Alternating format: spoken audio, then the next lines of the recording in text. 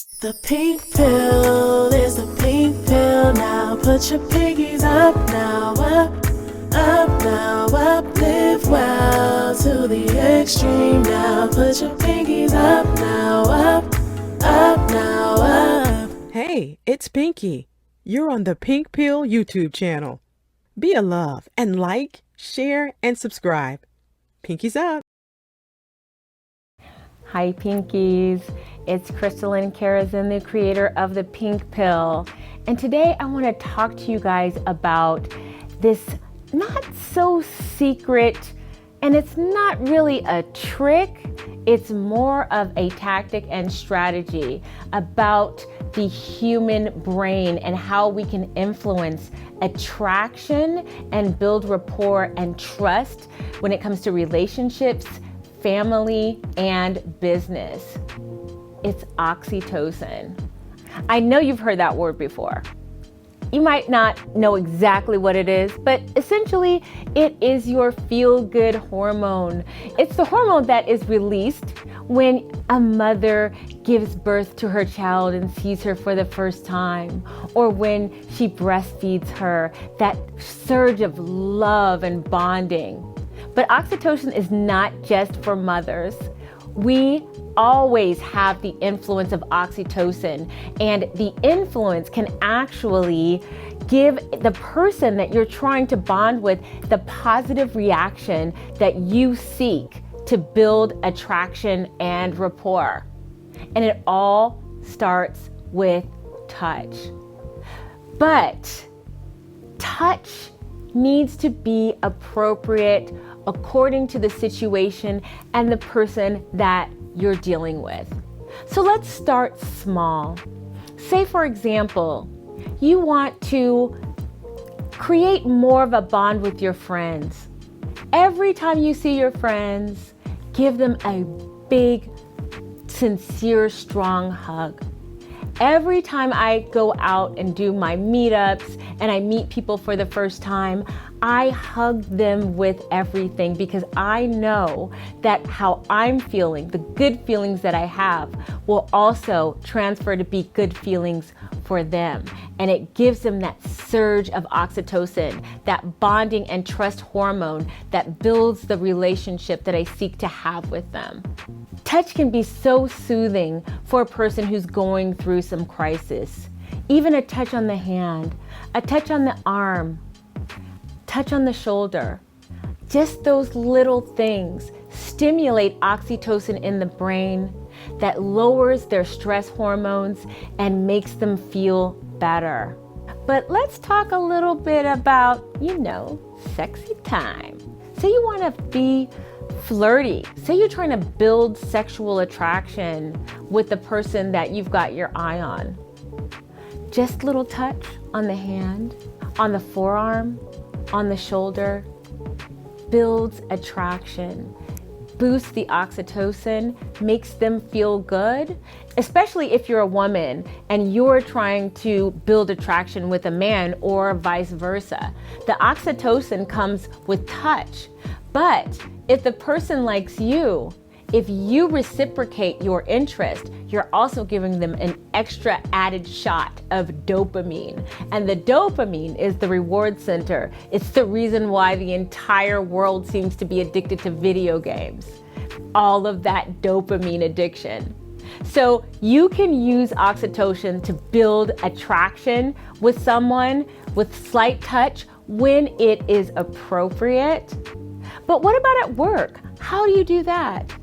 Also, you want to make sure that you're gauging the comfort of the other person. If the person is a little bit standoffish, or they don't seem to want to connect in a way that is physical, you want to respect their boundaries.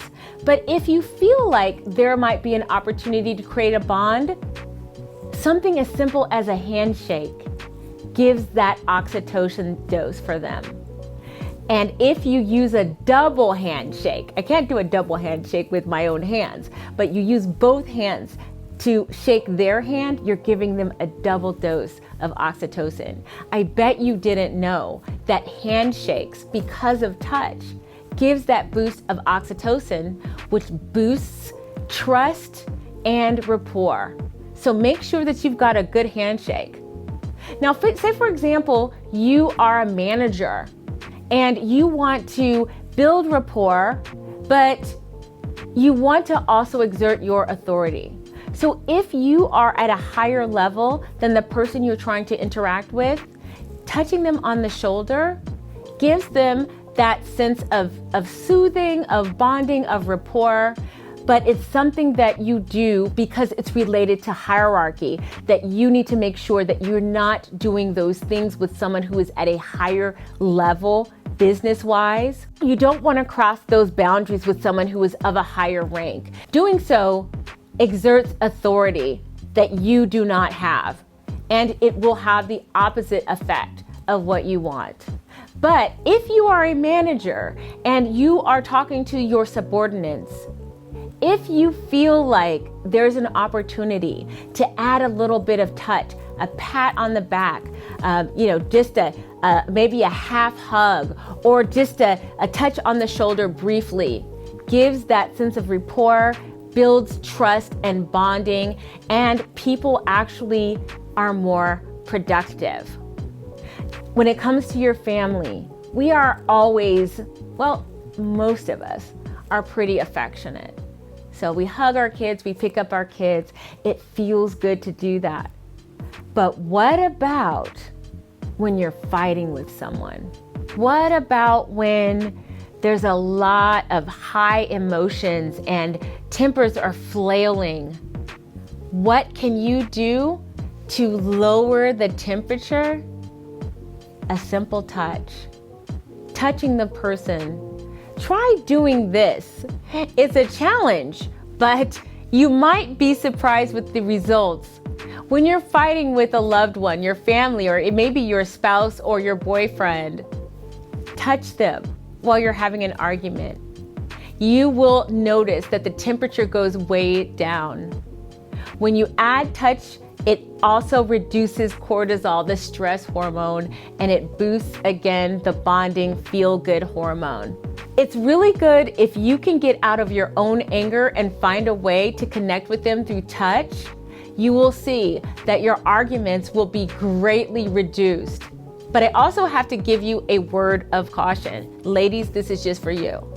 Oxytocin is a wonderful feel-good hormone, except when you are having sex with someone that you are not committed to, or they are not committed to you. Oxytocin can be a trick. Oxytocin can get you to thinking that you are in love with a person because your brain is trying to trick you into having a baby. Let me explain. When a woman has an orgasm, a flood of oxytocin comes out, and the person that has inspired that level of pleasure becomes the focus of her affection. And when you put yourself in that position too early, where you can't recognize danger signs or red flags, that's going to be the problem, because oxytocin is responsible for you not seeing all of those things that was going on with that man that showed that he was a dusty, but you were so caught up in the emotions and the trick of oxytocin that you weren't able to discern what it was you were seeing, because oxytocin can be misleading, to say the least. So why do our brains do this during sex? Because we want to propagate the species. Your brain is trying to trick you into having a baby, ladies. And that oxytocin, you know how people say that being in love is almost like being on a drug? That's because the oxytocin is trying to get you to procreate.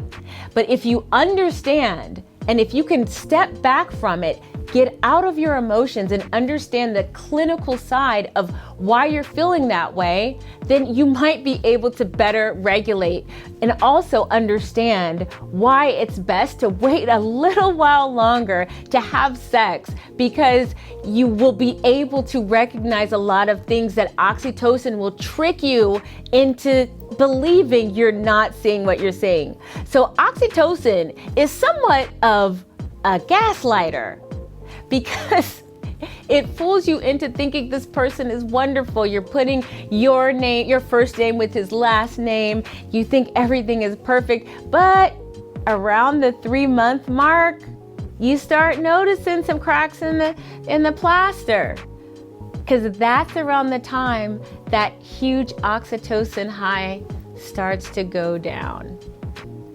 That's why it's important to wait to make sure, and we unfortunately cannot have sex, most of us, the way men do. While they get a little bit of oxytocin, it's not nearly as much.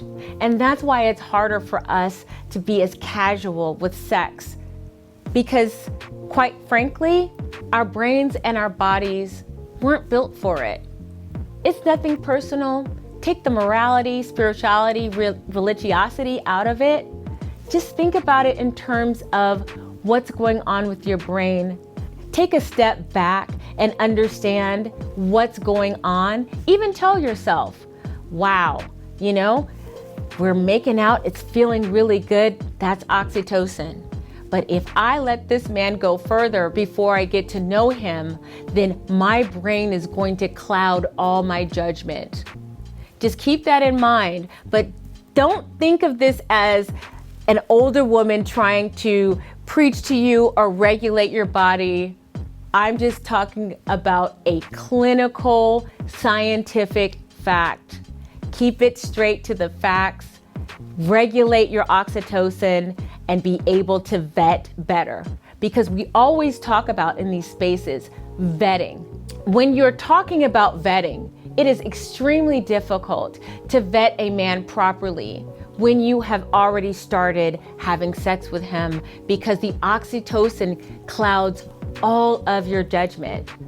So when we talk about vetting men, understand that you are going to have to regulate your emotions and your sexual feelings, because understand that that will cloud any rational judgment and red flags that you may have about this person. And who knows, by the time that oxytocin wears off, it just might be too late. So I hope that this was educational for you. When I found out about this, I was totally fascinated. It's absolutely amazing once we realize how our brains work and what happens when certain things happen with us and how we as humans interact.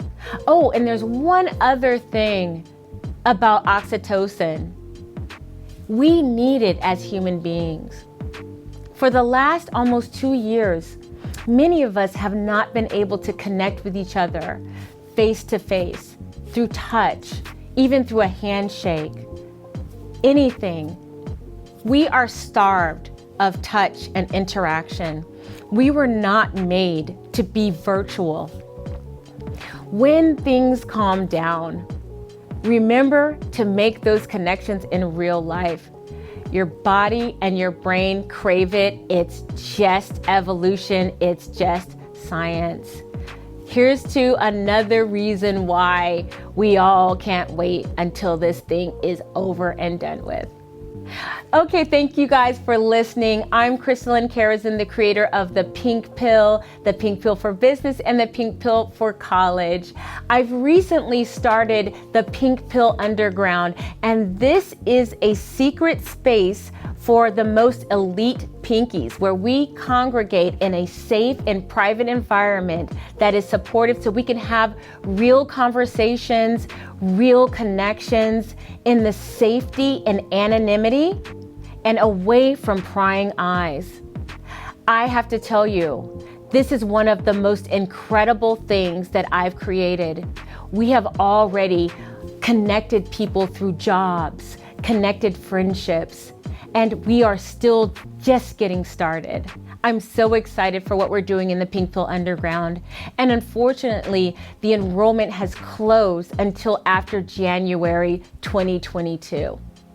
But if you're interested in joining the Underground, click the link in the description box to get on the waiting list so you can start the process of our vetting to see if you are a good fit for the rest of us there. We have a ball and it's absolutely amazing. Until next time, thank you so much. Keep that oxytocin in check and pinkies up.